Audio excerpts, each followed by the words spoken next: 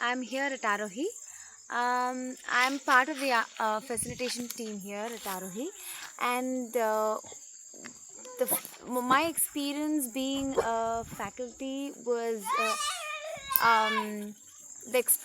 the amount of exposures that I had here, and the learnings I had here was it's complete a myriad of things that I could uh, see. One thing was it was nothing in particular as such, but the involvement that I had when I um, uh, did my facilitation here was like I could get to see children um, having um, a wider variety of exposures.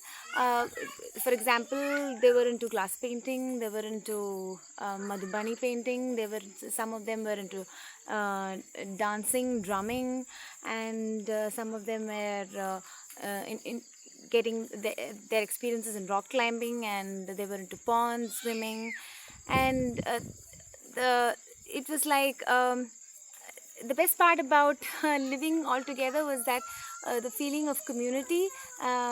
It was like each one of us could learn something from the other person, and as a faculty, I didn't get something here. It was like I was also into learning something from them. So when I got to sit with them and I started experiencing um, um, as what they were getting exposed to. For example, glass painting, and they were doing glass painting. I was also into that.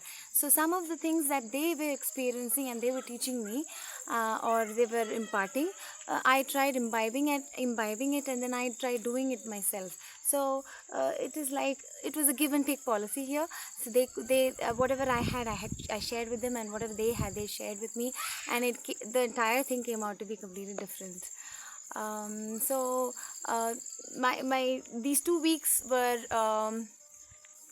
uh, it was like, how do I tell you, um, um, I can just cut this. Okay, there were small details from each child when they exhibited it during their reflection time, or when they were experiencing some of the sessions or learnings they had.